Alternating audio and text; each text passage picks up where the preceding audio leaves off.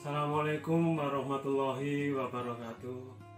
Selamat pagi anak-anak semua, peserta didik baru SMK Negeri 1 Singosari di rumah masing-masing. Selamat bertemu dengan kami keluarga besar SMK Negeri 1 Singosari dalam kegiatan masa pengenalan lingkungan sekolah atau sering yang disebut dengan MPLS. Anak-anakku sekalian, peserta didik baru SMK Negeri 1 Singosari. Perkenalkan, nama saya Agus Triadi sebagai guru SMKN 1 Singosari yang saat ini diberi amanah untuk menjadi wakil kepala sekolah urusan kurikulum. Pertama-tama saya ucapkan selamat kepada kalian semua yang telah diterima menjadi siswa SMK Negeri 1 Singosari. Semoga kalian semua menjadi peserta didik yang membanggakan kita semua. Pada sesi ini kita akan membahas mengenai pengenalan kurikulum dan cara belajar yang benar. Ada pepatah mengatakan, tak kenal maka tak sayang. Oleh karena itu, mari kita kenal dulu sekolah kita, SMKN 1 Singosari. Mari kita simak tayangan profil SMKN 1 Singosari berikut ini.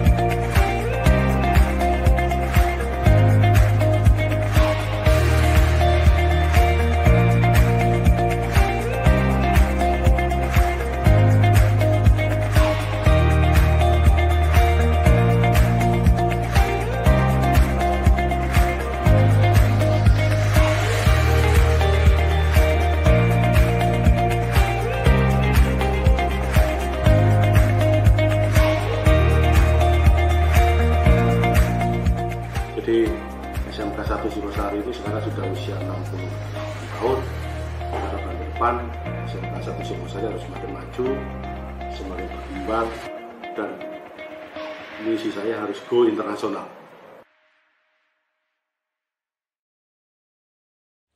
Demikian tadi tayangan tentang profil SMKN 1 Singosari. Dan selanjutnya kalian sebagai siswa SMKN 1 Singosari yang saat ini kelas 10, nanti setelah 3 atau 4 tahun ke depan diharapkan kamu menjadi lulusan SMKN Negeri 1 Singosari yang kompeten.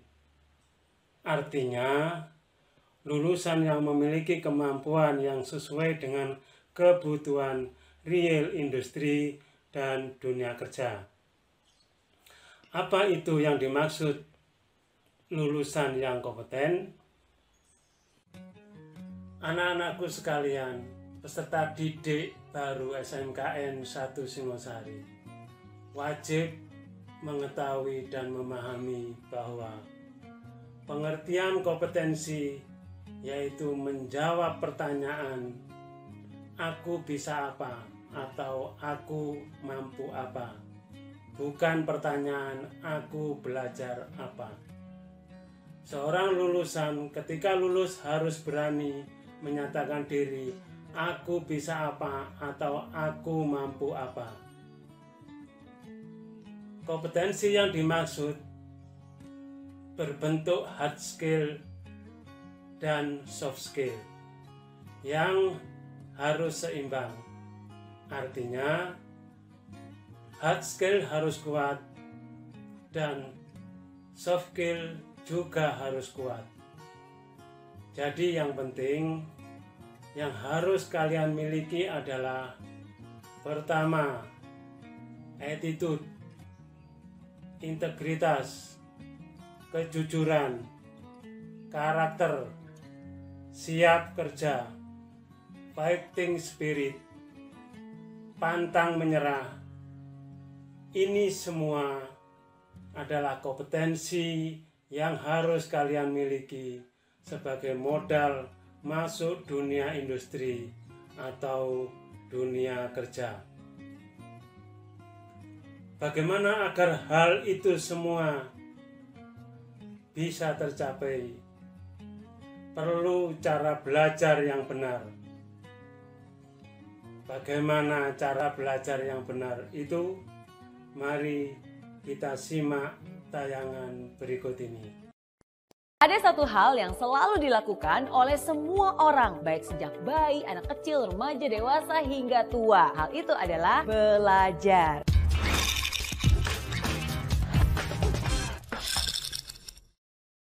Belajar itu nggak mengenal waktu, nggak juga mengenal umur. Baik di sekolah, kuliah, tempat kerja, maupun sampai tua sekalipun, semua orang harus terus belajar. Karena belajar itu juga bisa mendewasakan kita. Tapi ingat loh, belajar juga nggak boleh sembarang belajar. Belajar juga harus dengan cara yang benar. Ada 5 hal yang harus kamu lakukan supaya kamu bisa belajar dengan cara yang benar. Pertama, mindset yang benar. Sama seperti ketika kamu sebelum berolahraga, kamu kan juga harus melakukan pemanasan dulu nih. Sama juga dengan belajar. Sebelum belajar pun harus ada yang dipersiapkan terlebih dahulu. Yang harus dipersiapkan adalah mindset atau cara berpikir kita. Pikiran kamu harus dibenarkan dulu nih. Bagikan gelas kosong yang siap menerima, bagikan spons yang siap menyerap. Pikiran kamu juga harus terbuka. Jangan belum apa-apa udah antipati duluan. Jangan belum apa-apa kamu sudah memblok dan bilang, udah tahu, nggak perlu, ini kan caranya beda. Kalau komentar kamu seperti itu tuh, kamu juga nggak akan bisa untuk menerima semua pembelajaran yang akan masuk ke dalamnya. Kalaupun mungkin ada yang berbeda, jangan ditolak dahulu, tapi harus dicerna dan juga diolah. Ingat, dengan mindset yang benar, maka kamu pun bisa belajar dengan cara yang benar. Yang kedua,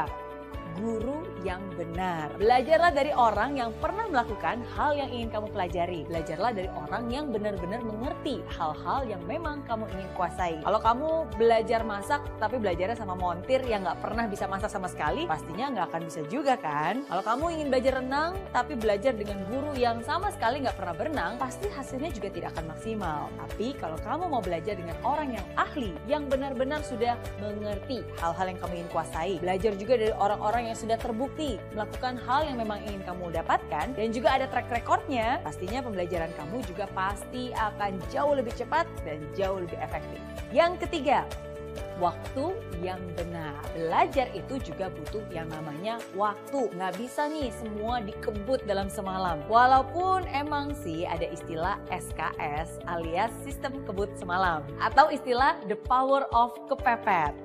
Sama halnya dengan belajar. Belajar juga butuh yang namanya waktu. Pikiran kita pun juga butuh jeda untuk bisa mengolah dan mencerna semua hal yang ada. Karena sebenarnya nih, bahkan belajar itu harus dijadikan sebuah kebiasaan. Sama seperti halnya analogi tentang mandi ataupun gosok gigi nih. Mungkin nggak sih kamu mandi selama 1 jam, 2 jam bahkan, abis itu kamu nggak mandi lagi selama 1 bulan, pasti rasanya risih. Atau mungkin, saya kan udah gosok gigi nih selama setengah jam, berarti abis itu saya nggak usah gosok gigi lagi selama seminggu. Nggak mungkin juga kan? Pasti rasanya risih, pasti rasanya aneh banget. Sama juga, belajar pun harus seperti itu, harus dijadikan habit. Jangan sampai, wah hari ini kan saya sudah belajar terus-terusan 10 jam, abis itu tinggalin aja deh, nggak belajar lagi. Jadinya kan nggak efisien. Ingat, belajar itu sekali lagi harus dijadikan sebuah kebiasaan. Sama seperti mandi, sama seperti gosok gigi. Sehingga kalau ada hari di mana kamu nggak mandi, nggak gosok gigi, rasanya, aduh ada yang kurang ya, aduh nggak enak ya. Begitu juga dengan belajar. Kalau itu sudah menjadi sebuah kebiasaan, sehari aja kamu nggak belajar, pasti kamu akan merasa, duh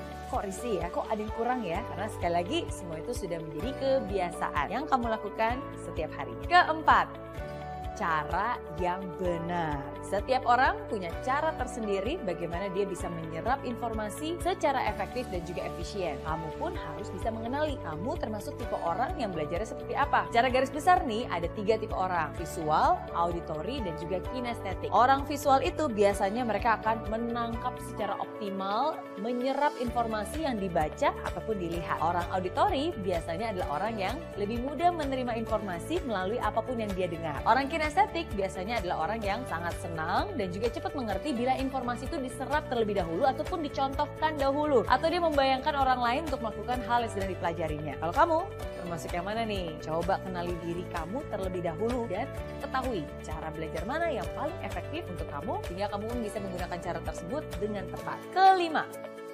lingkungan yang benar. Ada orang yang suka ketenangan dalam belajar, harus tenang banget. Bahkan ada suara nyamuk lewat aja, waduh mengganggu konsentrasi. Tapi ada juga nih orang yang suka belajar dengan menggunakan musik. Jadi saat belajar dia harus mendengarkan musik, baik itu musik klasik, musik pop, atau bahkan musik rock. Bebas, apapun itu, yang paling penting adalah kamu tahu yang mana yang membuat kamu bisa lebih efektif untuk belajar. Ada juga nih orang yang suka belajarnya sendirian. Ada juga orang yang suka belajar secara berkelompok, biar ada teman yang diajak diskusi katanya. Boleh-boleh aja, nggak ada salahnya. Yang penting kamu sendiri tahu apakah dengan cara itu pembelajaran kamu bisa efisien atau enggak. Dan yang paling penting, apapun itu, pastikan kamu juga sudah berada di lingkungan yang positif. Karena dengan siapa kamu bergaul saat ini, itu akan mempengaruhi masa depan kamu. Jadi itu dia 5 hal yang harus kamu ketahui. Jadi ingat, walaupun kamu suka belajar, nggak boleh sembarang belajar ya. Karena belajar juga harus dengan cara yang tepat. Mindset yang benar, cari guru yang benar, gunakan waktu yang benar, dengan cara yang benar, dan pastinya di lingkungan yang benar.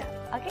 Nah, anak-anakku siswa-siswi peserta didik baru SMKN 1 Singosari tahun pelajaran 2020-2021. Demikian tadi pembahasan tentang materi MPLS, pengenalan kurikulum dan cara belajar yang benar. Semoga kamu dapat belajar dengan cara yang baik dan sukses ke depannya. Amin. Semangat, SMK bisa, SMK hebat, siap kerja, santun, mandiri, kreatif. Terima kasih. Wassalamualaikum warahmatullahi wabarakatuh.